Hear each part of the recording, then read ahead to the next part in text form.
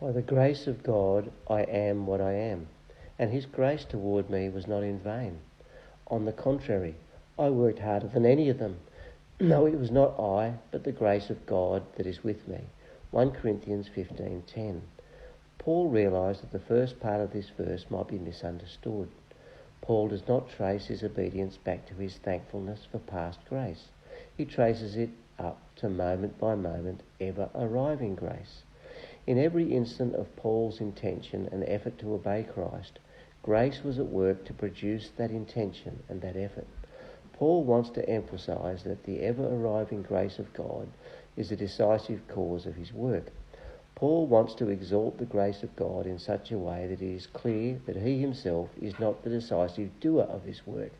Nevertheless, he worked, but he said it was the grace of God towards me. If we let all the parts of this verse stand, the result is this: grace is the decisive doer in Paul's work.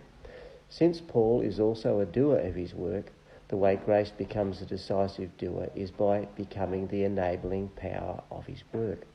As Paul faced each day's ministry burden, he bowed his head and confessed that, unless grace was given for that day's work, he would not be able to do it.